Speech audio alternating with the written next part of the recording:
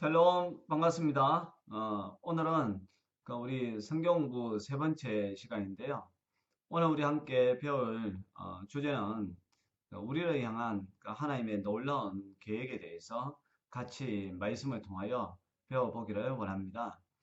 먼저 하나님의 계획이 있다는 것은 저와 여러분들이 그냥 우연히 이 땅에 태어난 존재가 아니라 하나님께서 우리를 설계하시고 또 하나님께서 우리를 향한 목적을 가지고 창조했다는 것을 전제로 하고 있는 것이죠.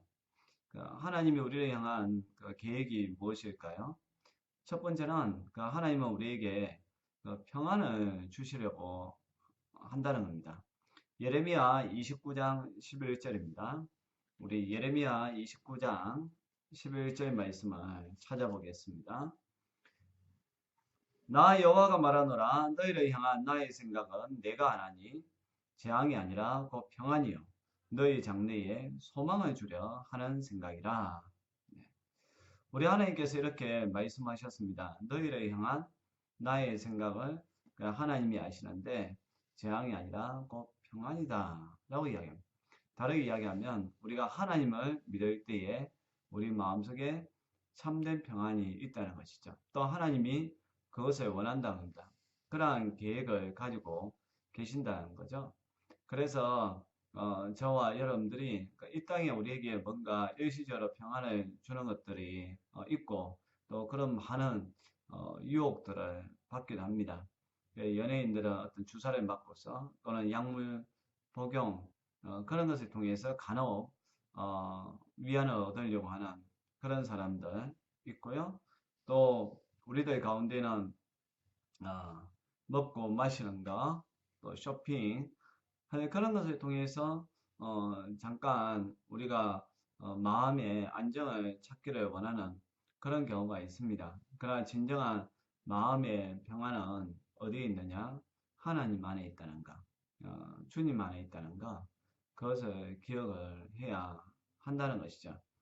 그리고 또 너희 장래에 소망을 주려 하는 생각이라. 그러니까 하나님의 계획은 저와 여러분들이 소망을 가지고 살기를 원한다는 겁니다.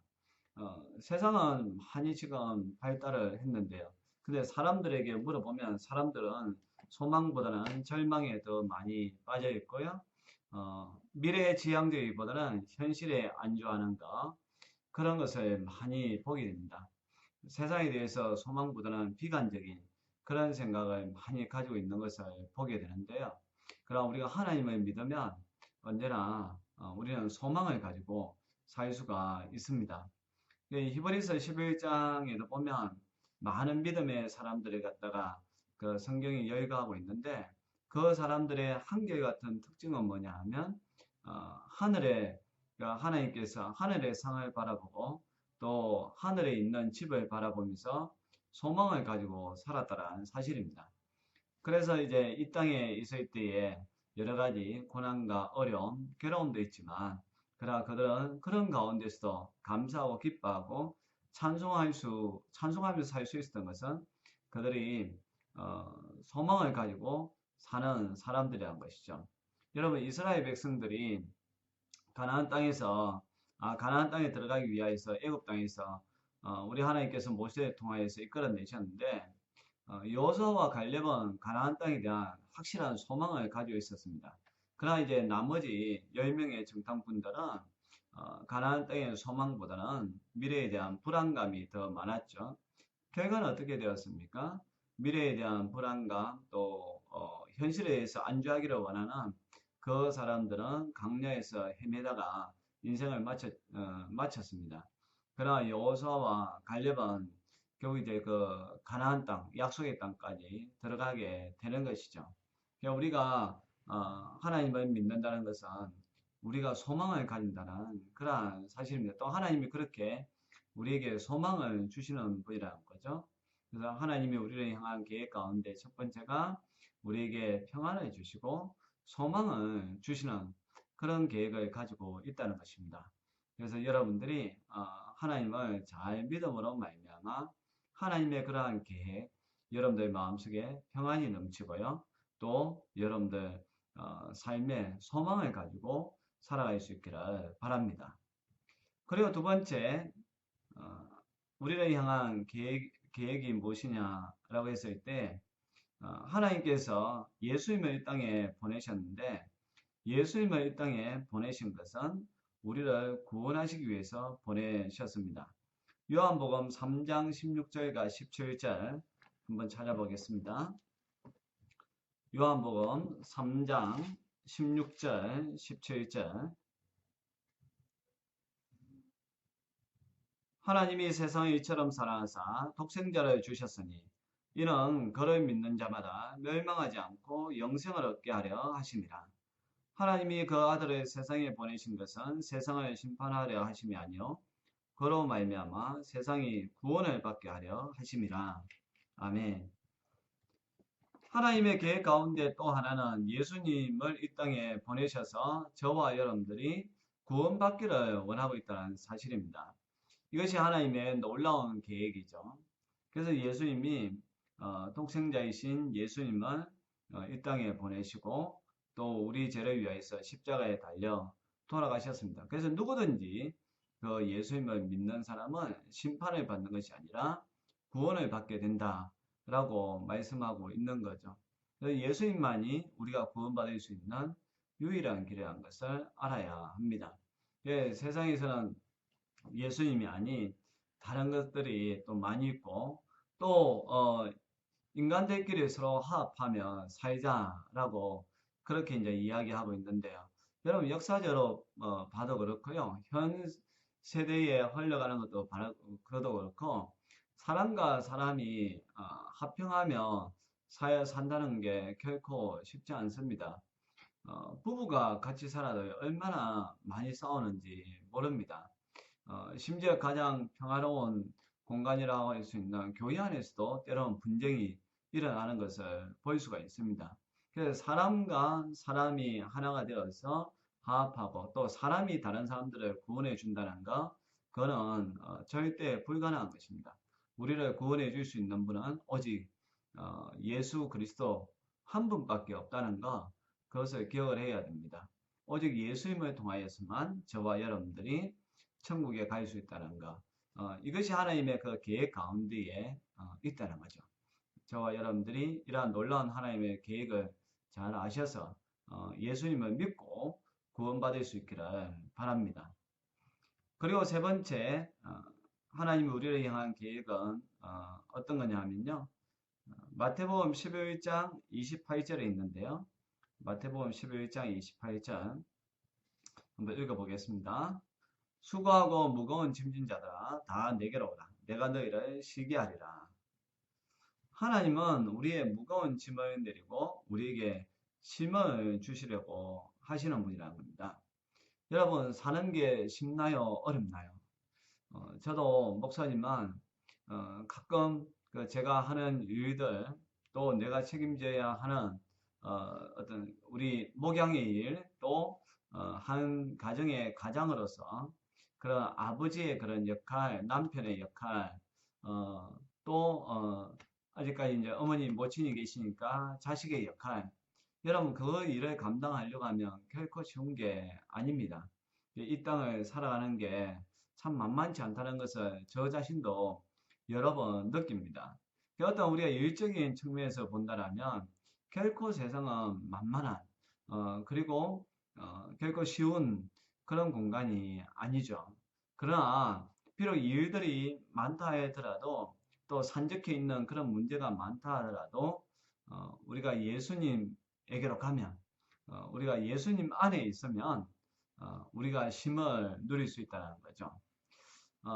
하나의 그 예를 들어 보면요, 우리가 전쟁하면 가장 두려운 그런 상황 아닙니까? 그런데도 그 아무리 그 개성이 있고 그 폭탄이 떨어지고 총소리가 나는 그런 가운데서도 어린아이는 엄마 품에 안긴 어린아이는 새간새간 잠을 잡니다. 그런 영상도 본 적도 있고 사진도 본 적이 있는데요. 참된 평안, 쉼이 이와 같다는 겁니다. 우리가 예수님을 믿는다 해가지고 세상이 바뀌는 것은 아닙니다. 그 세상은 세상대로 이전과 같이 치열하게 그렇게 돼 있겠죠. 그러나 예수님 안에 없을 때는 그 일을 내가 다 감당하려고 했으니까 스트레스도 쌓이고 또 이 어깨도 무거워지고 그러다 보니까 삶에 대한 의미도 없어지고 때로는 그냥 죽고 싶은 생각도 들고 그럴 때가 있죠. 그러나 우리가 주님 안에 있으면 내가 하는 것이 아니라 주님이 이것을 해결해 주실 거라는 그런 믿음을 가지고 내가 그 일을 도전을 할 때에 참된 평안과 쉼이 있다는 겁니다. 그래서 예수님이 수고하고 무거운 짐진 자들아 다 내게로 오라. 내가 너희를 쉬게 하리라. 라고 이야기하고 있거든요. 저도 이제 이 아버지다 보니까 그 아이들이 우리 막내나 아니면 뭐 첫째도 둘째도 마찬가지고요. 아이들이 집에 오면 제일 먼저 해주는 게 그 아이들의 가방을 이제 대신 들어주는 것입니다. 그리고 수고했다라고 그 가방을 내려가지고 안에 넣어주는 거 그런 거거든요. 저희 아버지로서 봤을 때에 아이들이 가장 무거운 게 그 짐이라고 생각을 하니까 그 짐을 내가 대신 어, 그 맡아주는 것이죠. 우리 예수님이 그렇습니다. 우리가 힘들고 어렵다는 거 우리 주님이 아십니다. 우리가 주님 앞에 나와서 기도하고 하나님 정말로 제가 어떤 일을 할 때에 어떤 사람하고의 관계 또 그 일 때문에 너무너무 힘들어요 라고 하면 우리 주님이 너의 짐을 나에게 맡겨라. 내가 책임져 줄게. 그렇게 말씀하신다는 거예요. 그래서 그런 것을 주님께 맡기고 우리는 앞으로 나아가면 우리 안에 참된 쉼이 있다는 것을 알 수가 있습니다. 수고하고 무거운 짐진 자들아 다 내게로 오라. 내가 너희를 쉬게 하리라. 이 말씀을 믿고서요. 여러분들 지금 뭔가 어려운 일이 있다면 무거운 짐이 있다면 주님에게 맡기는 믿음의 사람들 될 수 있기를 바랍니다. 네 번째 하나님의 계획은 어떤 계획이냐? 이사야 43장 4절입니다. 이사야 43장 4절 우리 찾아서 같이 한번 읽어보겠습니다. 내가 내 눈에 보배롭고 존귀하며 내가 너를 사랑하였은즉 내가 너희 대신 사람들을 내어주며 백성들이 너희의 생명을 대신하리니. 예, 저는 참 이 구절을 좋아합니다. 하나님은 저와 여러분들을 어떻게 보고 계시는가 하면 보배롭고 존귀하게 또 나를 사랑한다. 얼마만큼 나를 사랑한가 하면 내가 너희의 대신 다른 사람들에 내어주며 백성들이 너희의 생명을 대신할 만큼 너무너무 우리를 갖다가 보배롭고 존귀하게 여겨 주신다는 것이죠. 예, 하나님의 계획 가운데 하나는 뭐냐 하면 우리가 이 땅에서 가치 있는 사람으로 또 존귀한 사람으로 살기를 원하고 있다는 사실입니다. 우리는 사람들에게서 때로는 멸시받을 때도 있고요. 또 무시당할 때도 있지 않습니까? 그러나 우리 하나님은 그렇지 않습니다. 저와 여러분들 바라보실 때 참 보배롭고 존귀하다. 너무너무 아름답다. 보시기에 좋았더라. 그렇게 너희 성경은 우리를 향해서 그렇게 하나님이 표현하고 있거든요. 그래서 나의 나됨은 다른 사람들에 의해서 평가받는 것이 아니라 오직 하나님에 의해서 평가받습니다. 비록 남들이 나에 대해서 나의 외모를 가지고 나의 성품을 가지고 때로는 나의 어떤 배경, 직위, 또 재산 그런 것을 가지고 나를 평가하면서 어떤 사람은 나를 높여주고 어떤 사람은 나를 무시하거나 멸시한다 하더라도 그러나 하나님은 너 있는 그대로 나는 너를 보배롭고 존귀하게 한다는 거예요. 특별히 내가 예수님을 하나님이 내 아들 예수님을 십자가에 죽여서라도 너를 구원하고 싶어 한다라는 것이 우리 하나님의 마음이라는 거예요. 또 그러한 계획을 우리 하나님이 가지고 계시고 또 계획만 가지고 계신 것이 아니라 실제로 우리를 구원하시기 위해서 예수님을 이 땅에 보내신 것을 볼 수가 있습니다.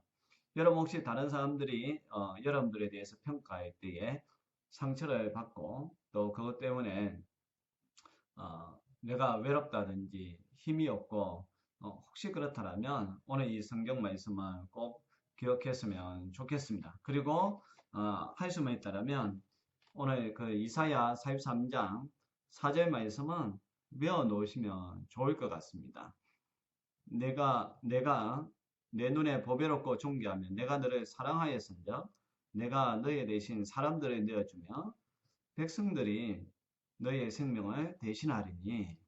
아멘. 오늘 이 말씀이 여러분들 마음속에 꼭 새겨지기를 바랍니다. 마지막 다섯 번째 하나님의 놀라운 계획은 무엇일까요? 이사야 43장 7절입니다. 이사야 43장 7절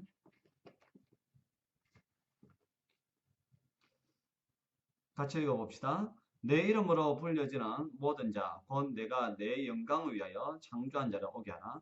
그를 내가 지었고 그를 내가 만들었느니라. 아멘. 하나님이 우리를 향한 계획은 하나님은 우리를 통해서 영광 받기를 원하신다는 사실입니다. 우리 인간의 그 첫 번째 되는 목적은 하나님을 영광스럽게 하는 것입니다. 나를 통하여 우리 하나님이 기뻐하셔야 한다는 것이죠. 그래서 너희가 먹든지 마시든지 무엇을 하든지 다 하나님의 영광을 위하여서 하라라고 바울 사도가 고린도전서 10장 31절에서 말씀하신 것도 오늘 이 이사야 43장 7절 말씀과 일맥상통한 거죠. 그냥 하나님을 믿는 사람들은 첫 번째 생각하는 것이 내가 이 일을 통해서 하나님이 얼마나 기뻐하실까? 얼마나 큰 영광을 받으실까?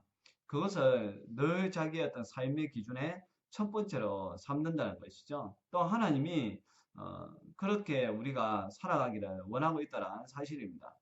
우리가 하나님을 기쁘게 하고 하나님의 영광을 위하여 살아간다면 하나님은 또 우리의 삶을 더 복되게 이끌어 주신다는 사실이죠. 요셉이 국무총리가 되었을 때도 자기가 깨달은 것이 그것이지 않습니까? 하나님께서 여러분들을 구원하시기 위해서 여기까지 인도해 주셨다. 나를 이 자리에 있게 해 주셨다. 라는 그러한 고백. 그러니까 자기 형제들을 미워할 이유가 없는 것이죠.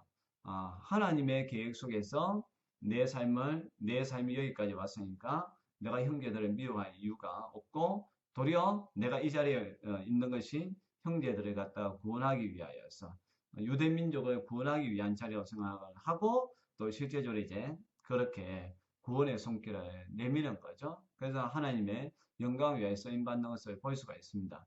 에스더도 마찬가지지 않습니까? 바로 그가 왕후의 자리에 오른 것도 이때를 위함이 아닌지 누가 아느냐? 그 삼촌 모르드게의 말에 자기가 도전을 받고 금식하고 또 그가 왕에게 나아가서 왕의 총애를 받고 그 몰살 당하려고 했던 그 유대인들을 구원하는 그렇게 쓰임 받는 여인이 되었던 것이죠. 근데 지금 저와 여러분들이 이 상황 속에서 내가 하나님 앞에 영광 돌릴 것이 무엇인가? 그것을 제일 먼저 생각을 해야 됩니다. 그러면 말이나 일에나 우리가 사사롭게 행동하거나 말하지 않겠죠? 내가 하는 말을 통하여서 하는 행동을 통하여서 하나님이 얼마나 영광을 받으실까? 늘 그렇게 그런 삶의 태도를 가지면요, 또 내 자신이 내 삶의 모습이 하나님 앞에 서 있는 코람대오가 되어서 늘 근신하고 깨어있고 그래서 이제 어떤 일을 선택할 때에 이 내 정욕이라든지 내 욕망 어떤 감정보다는 하나님의 뜻을 생각하는 거죠. 그래서 바울도 로마서 12장 2절에 보면 너희는 이 세대를 본받지 말고 오직 마음을 새롭게 함으로 하나님의 선하시고 기뻐하시고 온전하신 뜻이 무엇인지 분별하도록 하라 라고 그렇게 말씀을 하셨습니다.